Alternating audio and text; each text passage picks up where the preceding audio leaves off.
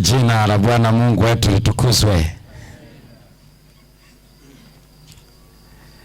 Karibuni tena jioni ya leo katika mfululizo wa mada hizi. Nitakwenda kwa uwezo wa Roho Mtakatifu. Leo somo letu lina kichwa kinachosema uweza wa Roho Mtakatifu. Hii ni jambo kubwa, kwa sababu jambo kubwa sana. Uweza, tafsiri zingine kwa Kiswahili nasema uwezo, ni neno ambalo limetoka katika lugha ya Kiebrania lenye maana sawa na ile ambayo limetumika katika lugha ya Kiyunani, lakini kwa sababu fungu lenyewe limetoka katika Kiyunani na lazimika kuzungumza ya Kiyunani zaidi. Neno lilotumika pale inaitwa dunamis, ndio inayoitwa uwezo ama uweza. Kwa hiyo utakusikia wakati fulani wanatamka kama wametafsiri katika aya za maandiko kama uweza ama uwezo. Kwa Kiswahili kinaenda hivi, dunamis, ambayo ni delta, ambayo ni upsilon, ambayo ni nun, ambayo ni epsilon, alafu na sigma final. Dunamis ni nini? Dunamis ni nguvu inayokaa kwa nafsi fulani ambayo uwezi ukaitoa na uwezi ukaihafifisha. Nguvu inayoendelea, endelevu, intrinsic maana yake haipungui ila inaongezeka kila leo. Lakini iko ndani ya nafsi fulani ama kitu fulani, inaitwa dunamis. Lakini pia hiyo neno dunamis ina maana ya nguvu inayofikia kitu fulani. Anasema ni achieving power. Kwa hiyo the power to achieve something ni dunamis hiyo. Na sasa anasema katika ile Matendo 1 mstari wa 8, nanyi mtapokea nguvu kisha kuja juu yenu. Ametumia kama neno nguvu, lakini bado ukienda kwenye ile kitabu cha Warumi 1:16-17 anasema sionee haya injili, maana ni uweza wa Mungu, dunamis. Kwa hiyo kuna wakati tumia kama nguvu, kwa wakati tafsiriwa kama uweza ama uwezo, lakini maana yake ni kinachoweza kufikisha mahali. Yaani uwezo, Roho Mtakatifu ndiye anayeweza kufanya ufike mahali. Ndio tunataka kuangalia hiyo dunamisi katika maisha ya mwanadamu. Ukweli katika Biblia, katika mpango mzima wa wokovu, kwa mjibu wa maelezo mapana ya Biblia, mwanadamu anaokoka ama anaokolewa katika hatua 3 muhimu sana. 3. Moja, anahesabiwa haki. Kuhesabiwa haki maana yake unatamkwa kwa kukiri, kwa kuamini kwamba Yesu ameniokoa kwa kunifia msalabani. Biblia inasema ukiamini ukakiri, unaokolewa. Ndivyo anavyosema katika kitabu kile cha Warumi, kila aminie. Na maana imeandikwa, hata Korinto ametaja, Injili imetaja habari hizo, Ibrahimu akamwamini, kadhalika katika Mwanzo, na hivyo ndivyo anavyoeleza. Kwa hiyo hii inamaanisha kukiri, kutambua, kukubali, na unadhihirisha hivyo kwa moyo na kwa kinywa chako, na hiyo inaitwa kuhesabiwa haki, justification. Yani ni lugha ya kimahakama, ya kisheria. Yani ulikuwa guilty, ulikuwa mwenye hatia, lakini sasa unatamkwa na mahakama ya kwamba hauna hatia. Hiyo inaitwa justification, na inatokea kwa sababu umeamini. Na hiyo inafanyikaje basi? Inafanyika once. Ndio maana iko kwenye past tense. I was saved. When akizungumzia hivyo anasema ni past, lakini hiyo connection ya kuamini inaendelea. Unaweza kusema ni past continuous tense, or the process, or the progressive tense, lakini it started in the past. Imeanza wakati uliopita, na inaonekana kwa sababu imani inasonga mbele siku zote, lakini inakuwa umehesabiwa haki kwa imani. Justification by faith. I was saved. Lakini hatua ya pili ni ile ambayo haiko kwenye past, iko now in the present. Kwa hiyo kwenye present tense huwezi kusema I was, inakuwa I am. Kwa hiyo I am saved, lakini saved inakuwa ni participle. Wakati naingia kwenye lugha za participle tena, unasema anaturudisha Kiswahili gani hiki sasa? Maana yake ni hali ya sasa lakini timilifu, inayoendelea lakini timilifu. Nilikuwa nashangaa sana katika tenses na matumizi yake. Tenses and the uses kwa lugha ya Kiingereza zinapungua. Kwenye lugha ya Kigiriki ziko nyingi sana. Ndio maana unapozungumza past participle, lakini iko ambayo ina periphrastic yake ambayo inakuonyesha kama vile ni nao, lakini wakati huo kimefanyika tayari, lakini huku kinaendelea, ila ianzi in the past, inaanzia sasa. Kwa hiyo inaitwa I am saved. Nimeokolewa, lakini sasa, lakini I am means on motion, on progressive now. Lakini wakati huo sio kwamba haikutendeka, inatendeka. Ndio maana siku zote wokovu inasema ni wokovu ndio sasa. Haijawahi kusema kesho, haijawahi kusema hiki now. Ndio inasema siku zote now. Ukisikia usifanye moyo mgumu, sasa na sasa. I am saved, ambayo siku zote ambayo kwa lugha inatamkwa ni sanctification. Sanctification ni ile ambayo tunasema ni safisha, ondoa madoa, ondoa huko, ondoa hivi uchafu wote. Hiyo ni siku zote ni now.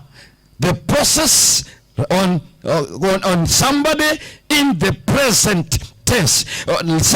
Sasa hivi ni sanctification. Leo ni sanctification. Ikifika kesho, now sanctification. Kesho kutwa, now sanctification. I am saved. Hiyo ndio inayotajwa hapo. Kwa hiyo ni sanctification, sio justification tena.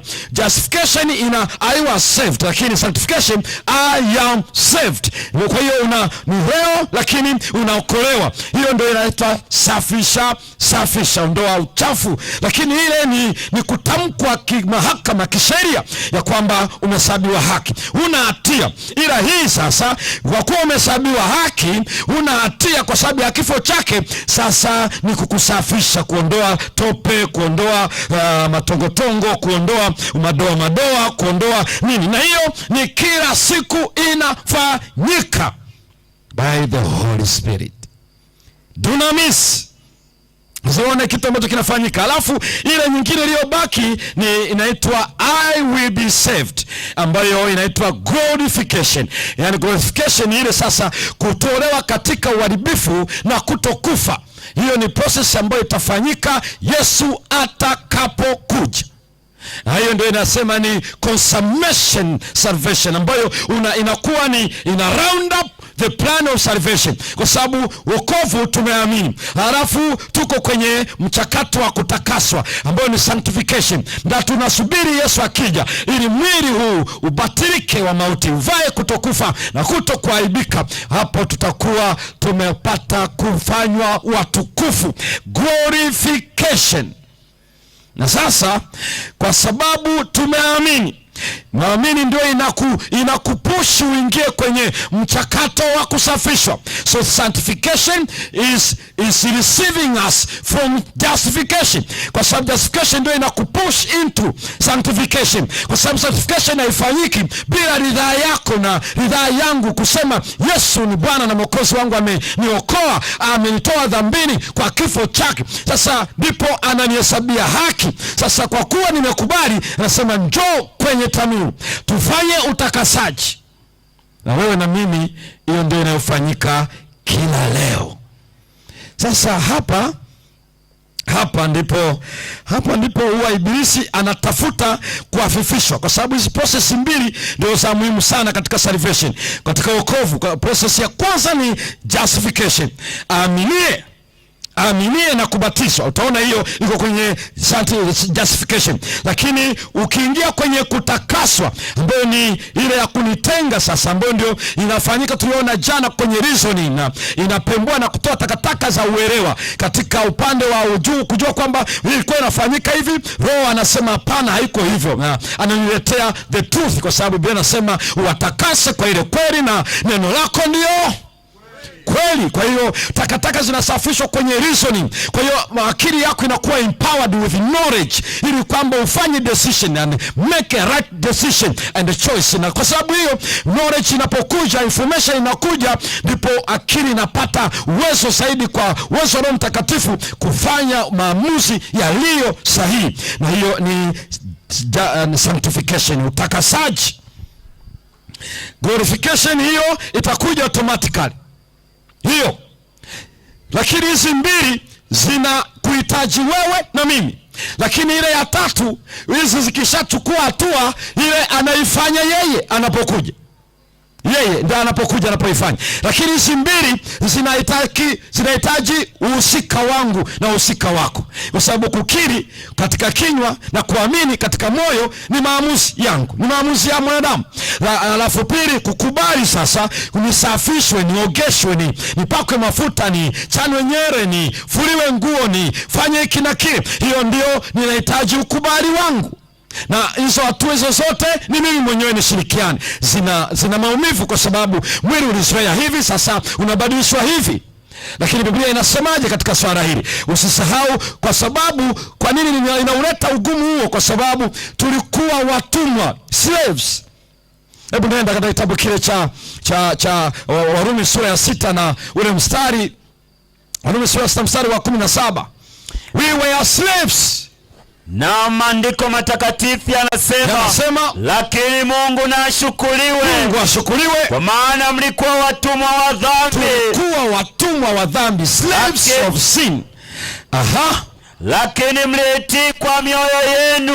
Ila kwa moyo tukatii. Maana yake moyo unapotaja pale, nilieleza jana, ndio hilo neno news, ambayo inamaanisha reasoning, the power to think and decide. Kupitia uwezo huo wa neema yake, na tukafikia kufanya maamuzi. But we were slaves to sin. Tulikuwa watumwa wa dhambi. Na mtumwa maana yake hatukuwa na any alternative ya kusema no to sin unless the Holy Spirit comes and takes control. Ndipo tu mamlaka na uwezo wa kufanya maamuzi unarejea. Na malizia usikie. Lakini mlitii kwa mioyo yenu. Tulitii kwa mioyo yetu ile namna ya elimu ambayo mliwekwa chini yake. Kwa sababu ya elimu tuliwekwa chini yake.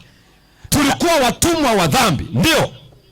Na mlipokwisha kuwekwa huru mbali na dhambi, mkawa watumwa wa haki. Sasa tunakuwa watumwa wa haki. There is transferring of responsibility. Maana hapa nilikuwa hapa, sasa ninahamishwa kwenda kuwajibika huku. Kama nilivyokuwa nawajibika kwa dhambi, ninatoa jasho kwa dhambi, ninatumika kwa muda kwa dhambi, natumia energy kwa dhambi. Anasema alipokuja yeye, sasa ninakuja kwa mtumwa wa haki. Sasa angalia kitu anachokisema katika mstari wa 22, sura hiyo ya Warumi sura ya 6. Warumi sura ya 6 mstari wa 22. Na maandiko matakatifu yanasema, lakini sasa mkiisha kuwekwa huru, na kuwa mbali na dhambi, tukawa mbali na dhambi, na kufanywa watumwa wa Mungu. Sasa tunafanywa kuwa watumwa wa Mungu. Siku zile tulikuwa watumwa wa dhambi. Tukishawekwa huru mbali na dhambi, tunakuwa watumwa wa Mungu. Hiyo hapa ndipo unaona tunahama. Yaani unajua wokovu unatuhamisha completely. Hatuwezi kusema unajua Mungu anafahamu. Mungu anapotuokoa, tulikuwa watumwa wa dhambi, sasa tunakuwa watumwa wa nani? Wa Mungu. By what? Dunamis. Nenda Warumi sura ya 8. Dunamisi, Warumi sura ya 8, na uweze kusoma uone kuone kile ambacho Mungu anataka tuweze kufahamu. Soma mstari wa 14. Kwa kuwa wote wanaongozwa na Roho wa Mungu. Wote wanaongozwa na Roho wa nani? Wa Mungu. Wanaitwaje hao? Ndio wana wa Mungu. Hatuwezi kuwa watumwa wa Mungu mpaka nani ameongoza? Roho wa Mungu. Yeyote anayeongozwa na Roho wa Mungu, huyo ndiye mwana wa nani? Yaani siwezi nikasema mimi ni mtoto wa Yesu, unajua mimi hapa nampenda Bwana Yesu. Sikiliza, ni mpaka Roho Mtakatifu aongoze maisha yangu. Kama hawezi kuongoza, haitawezekana. Kila anayeongozwa na Roho wa Mungu, huyo ndiye mtoto wa Mungu, huyo ndiye mtumwa wa Mungu. Nenda mstari wa 9 sura ya Warumi 8.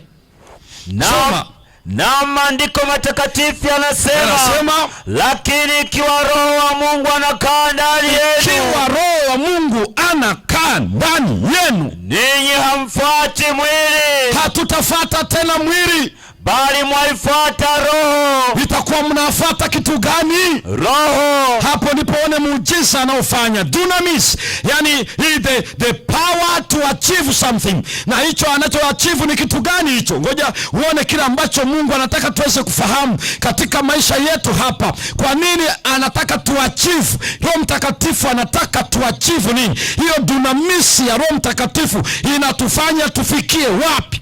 Hiyo achievement ipi hiyo? Nenda mstari wa 29 sura ya 8. Na maandiko matakatifu yanasema, maana wale aliowajua tangu asili, wale ambao Mungu amewajua tangu asili, aliwachagua tangu asili wafananishwe na mfano wa mwana wake. Nani ametuchagua? Ametuita ili tufanane na nani? Mwana wake. Tufanane na nani? Na mfano wa mwana wake, ambaye ni nani? Yesu Kristo. Hiyo ndio unasikia the achieving power. Yani ni Roho Mtakatifu ndiye anayefanya to reach there, tufikie tabia ya Yesu. Halafu useme kwamba unajua hatuwezi kuwa hivi. Hii ndio dunamis ambayo inanihamisha hapa mpaka nifanane naye. Ndio maana bila Roho Mtakatifu hakuna atakayefanana na Yesu. Ndio maana Yesu alisema huyo Roho Mtakatifu akija atanitukuza mimi. Kwa sababu kazi ya Roho Mtakatifu ni kunitoa hapa katika takataka zangu kupitia sanctification, renewal of the heart, the mind, renewal, ana recreate ili mpaka nifanane na Kristo. When he reaches me there, ndipo ananiacha hapo, kwa sababu sasa mimi niko ndani ya Yesu na Yesu yuko ndani yangu, na huyo anaitwa ndiye mtoto wa Mungu aliye naye Yesu anaye Baba, na hiyo kazi anayoifanya ni Roho Mtakatifu. Na hivyo jioni ya leo Biblia inataka tujue, na kama ndivyo basi wako wanaodhani ya kwamba kuna hoja 4. Una hoja 4 ambazo zinahafifisha dunamis. Sikiza vizuri. Hoja ambayo inafanya Roho Mtakatifu asifanye uwezekano wa kufika pale.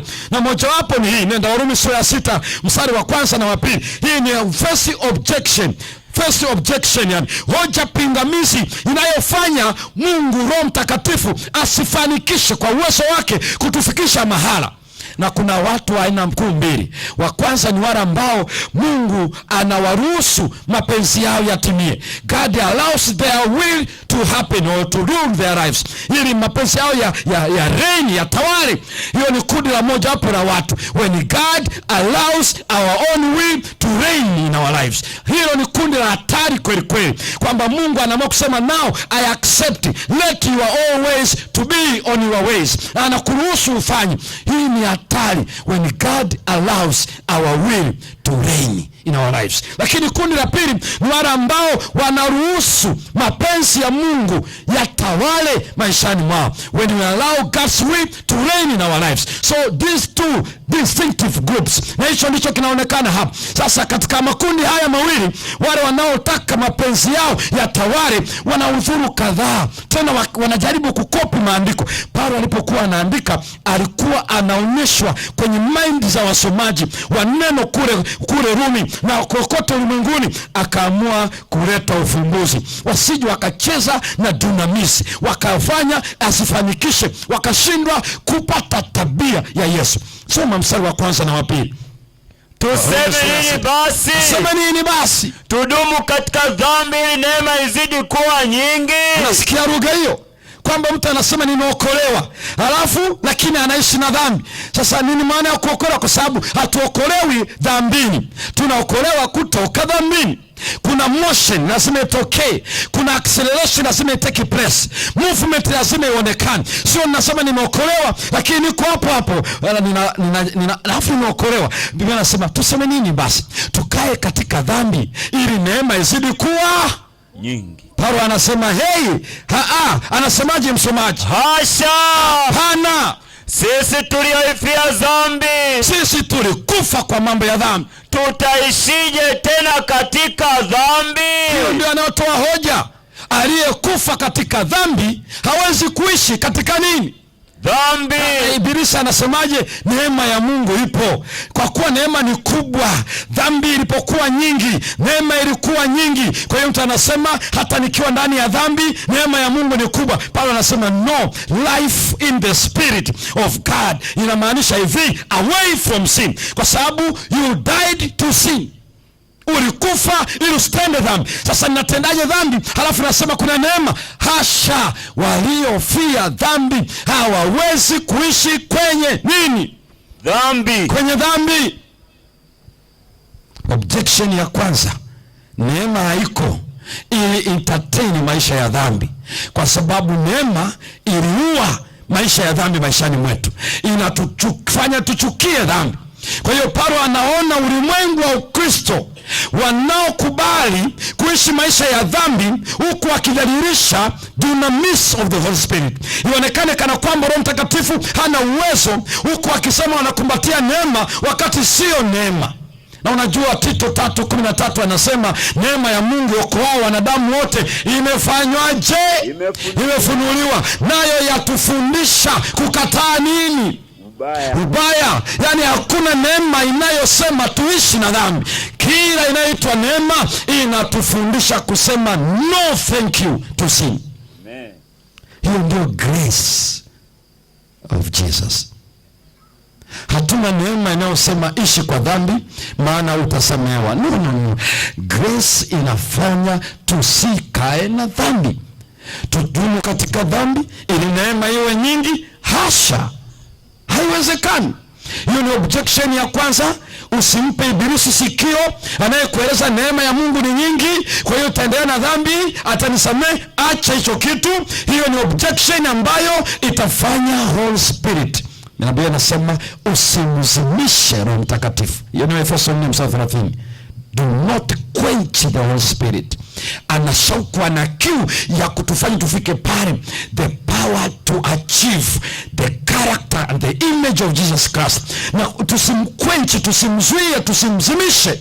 Mstari wa 3, hoja ya pili ambayo ibilisi ananong'oneza kwa masikio yangu na ya kwako, anatamani ipate nafasi. Mstari wa 3, na maandiko matakatifu yanasema, hamfahamu ya kuwa sisi sote tuliobatizwa katika Kristo Yesu tulibatizwa katika mauti yake. Hapo ilikuwa bado ni hoja ya kwanza, na turudi kwenye hoja ya 3. Hoja ya pili, nenda katika Warumi sura ile ya 3 mstari wa kwanza na wa pili, halafu baadaye tuingie mstari wa 3 na 4. Na maandiko matakatifu yanasemaje? Basi Myahudi ana ziada gani? Myahudi ana ziada gani? Wakati huo alikuwa anazungumza na Wayahudi ambao walikuwa ndio wanajisifia, sisi ndio tuna ukweli wa neno la Mungu. Lakini wana ziada gani? Wana advantage gani? Wana privilege gani hawa? Sikiliza. Na kutahiriwa kwafaa nini? Zile tohara waliokuwa wamepewa Ibrahimu na uzao wake kunafaa nini? Paulo anasema inafaa kitu gani? Kwafaa sana kwa kila njia. Kwanza kwa kuwa wamekabidhiwa mausia ya Mungu. Mausia ya Mungu ni nini? Basi ikiwa baadhi yao hawakuamini. Kama hapo kwanza nilisema mstari wa kwanza na wangapi? Na wa pili. Kwa hiyo naona Wayahudi wao walikuwa wanajisifia, Wayahudi wa Kikristo wale wanasema sisi tuna mahusia neno la Bwana, na ameyataja kwenye ile Warumi sura ya 9 mstari wa 1 hadi wa 7.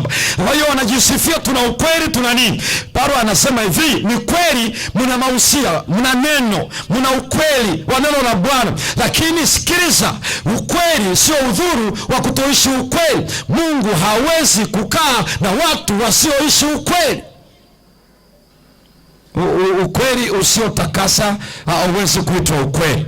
Hoja ya pili walioileta hapa ni mstari wa 3 na mstari wa 4. Hebu soma mstari wa 3. Na maandiko matakatifu yanasema ni nini basi ikiwa baadhi yao hawakuamini? Sasa wanasema mbona kama ni hivyo baadhi ya Wayahudi hawakuamini? Je, kutokuamini kwao utaubatili uaminifu wa Mungu? Je, kutokuamini kwao uaminifu wa Mungu utabatilika? Hasha! Paulo anasema hasha. Mungu aonekane kuamini na kila mtu mwongo. Kila mtu awe mwongo. Mungu hawezi kubatilika. Yani anazungumzia habari za corporate salvation and individual salvation. Hiki ndicho anachokieleza. Maana yake ni kwamba ni kweli miongoni mwao hawakuamini, lakini uaminifu wa Mungu utabaki ule ule. Amina. Sikiza ndugu zangu wapendwa, hata kama utajua ukweli kiasi gani, hata kama baadhi yetu hatakuwa waaminifu, hautawahi kubadilisha uaminifu wa Mungu. Mungu atabaki kuwa mwaminifu, lakini hawezi kumthibitishia haki asiye mwaminifu. God cannot justify a sinner in his or her sin. He is faithful. Is faithful to that extent. Hawezi siku zote akasema kwa kuwa nyinyi sio waaminifu, hawezi kukumbatia wanaotaka waishi maisha ya dhambi huku anasema Mungu ni mwaminifu. Ni mwaminifu hata kama katikati yao watakuwepo wasio waaminifu. Ni kama ambavyo wewe uko hapa unajifunza hapa unasoma, baadhi ya mtu unayemwona kama ni Mkristo sio mwaminifu.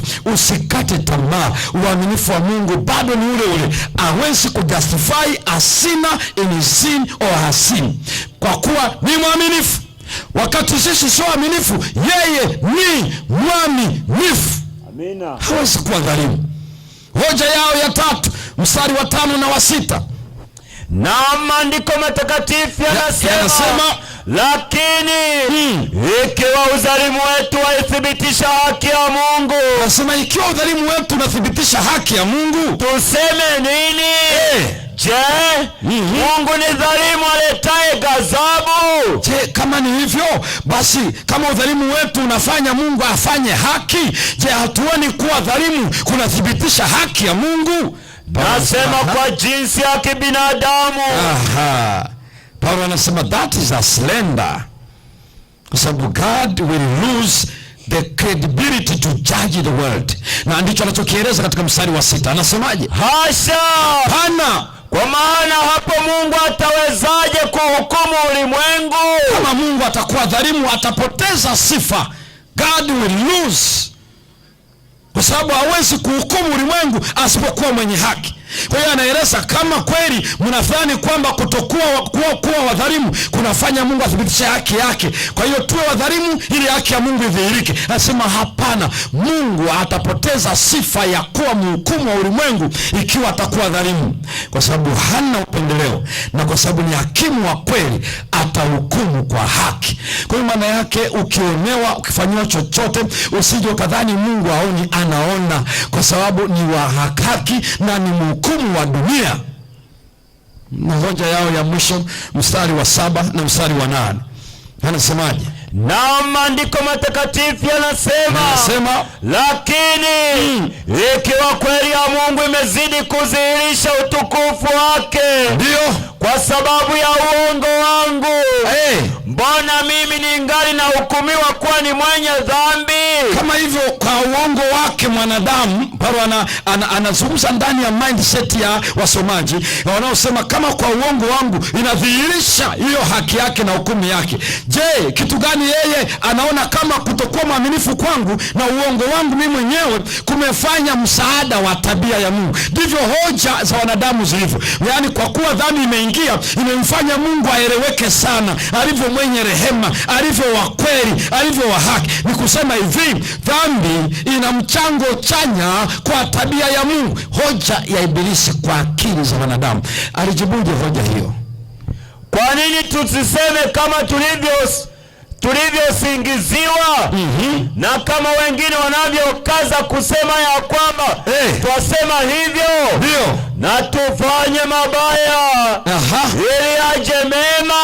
Nasikia lugha yao, tufanye mabaya ili aje nini? Ili aje mema. Yani kumbe kufanya mabaya kunafanya mema ya Mungu yaje. Ndio kusema hivyo. Ni kama ninapotenda dhambi kwa ajenda ya kwamba neema ya Mungu ipo, ninachosema ni hivi, nikitenda mabaya mema yanakuja. Be careful. Be careful. Hii ni hoja ambayo Paulo anairaise, inayotutaka tufikiri. Hakujawahi tokea eti mabaya ndio yalete mema ya Mungu. Na Paulo anaweka wazi jambo hilo. Mabaya hayawezi kuleta wema wa Mungu. Maisha yako na maisha yangu, usisahau tulikuwa watumwa wa dhambi, sasa ametutoa tu watumwa wa Mungu. Na nini kinafanyika hapa? Ni dunamis of the Holy Spirit, the power to reach somewhere, ili tufananishwe na Yesu Kristo. Ndicho anachosema, mkitapokea Roho Mtakatifu mtapata nguvu. Hiyo dunamis, baada ya kupokea uwezo wa Roho Mtakatifu, na kazi ya ile nguvu sio ya kuzungumza watu wanaogopa, sio ya kuzungumza watu wanaanguka, sio ya kufanya hivi watu wanakuaje. Yani dunamis inakufanya ufikie kiwango cha Yesu Kristo. Ndio maana wapendwa, sikilizeni, mambo yanayoigizwa leo katika runinga, katika television za kidini za Kikristo, mtu anafanya hivi watu wanaanguka, halafu anasema pokea Roho Mtakatifu, halafu watu wanaanguka. Hey, wake up you people. Huu ni udanganyifu wa wazi, kwa sababu the work of the Spirit is to make sure we reach the character of Jesus Christ. Sio kuangushana cha sakafuni. Sikilizeni ndugu zangu wapendwa, maigizo yamekuja, ungesema na kupatia Roho Mtakatifu. Roho Mtakatifu hatolewi na mwanadamu. Unajua ni utapeli wa kidini wa hali ya juu, kwa sababu Roho Mtakatifu anafahamikaje? Anafahamika kwa kukufanya ufanane na Yesu Kristo. Mtu asikuulize una Roho Mtakatifu halafu unababaika. Eti kwa nini? Kwa sababu hajaona hiki, kwa sababu hajaona hiki. Biblia inasema tunda la Roho ni nini? Upendo, ni fadhili, ni utu wema, ni kiasi, ni upole, ni yani hiyo tunda. Anasema matunda, amesema tunda, maana yake ni singular, ni umoja. Tabia haiwezi kuwa mara ni mwema, mara sio mwivi, mara ni mkorofi, mara yuko hivi. Mnasema huo ndio udhaifu wangu, lakini mimi ni mwema upande huu. Yani haiwezekani kuwa na pande zote mbili. The Holy Spirit transforms us. The grace empowers, not only saves, not only justifies, not only, but it empowers us to reach to the higher standard. Amen. This is sanctification. The dunamis will change our life completely. Na kama hatutazuia, Roho wa Mungu atatufikisha kwa tabia ya Yesu. Amen. Ukiudhiwa unabariki, ukinani unasamehe. Utawapenda sio wanaokupenda, na wasiokupenda eti achana nao. Yesu anasema wapendeni adui zenu, waombeeni wanaowaudhi. Na unajua kuwa na tabia hiyo, mtu anayekutafutia mabaya, kwamba ni lecturer, kwamba anakaa roommate, kwamba ni yeyote, ni nyumbani, anakuudhi tena kwa dhari, anasema tahakikisha hautokei. Lakini ukipata nafasi unafanya naye kama vile Kristo angefanya naye. Baba, wasamee kwa kuwa wajui wanayotenda. Hatutafika hapo bila dunamis of the Holy Spirit. Huyo ndiye atakayefanya tufanane na Yesu Kristo. Ndugu zangu wapendwa, huu ndio uwezo wa Roho Mtakatifu utakaofanya tuokolewe. Mengine hayo yote ni ubabaishaji. Achana ubabaishaji, ni tabia ya Yesu ndani ya maisha ya mwanadamu inayoletwa na uwezo wa Roho Mtakatifu. Hii jioni ya leo pambano letu liko hapo. Ndio maana walio na Roho wa Mungu, hao ndio watoto wa Mungu. Hao ndio watoto wa Mungu. Na jioni ya leo ninalo ombi la pekee kabisa, la pekee kabisa. la pekee, wito maalum kabisa. Ni wito maalum kabisa. When the Holy Spirit is knocking, to experience this kind of power. Hii ni nguvu ambayo hakuna mtu anaweza kuitoa, mimi wala yeyote kati yetu, lakini inatoka kwa Roho Mtakatifu kwa moyo wa dhati kabisa. Ikiwa unahitaji nguvu hii itakayokutoa kuwa slaves of sin, kuwa mtumwa wa dhambi, ili niwe mtumwa wa Mungu. Kama kwa dhati kabisa unahitaji nguvu hii, simama jioni ya leo kwa dhati kabisa.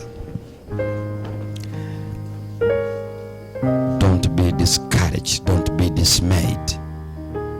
Do not miss. Mtapokea nguvu akisha wajia juu yenu Roho Mtakatifu. Then you can talk about witnessing. Bila Roho Mtakatifu there is nothing. Hakuna atakayefanya witnessing. No one. Ni mpaka dunamis. Na huo ni uweza wa kutufanya tuachieve tabia yake.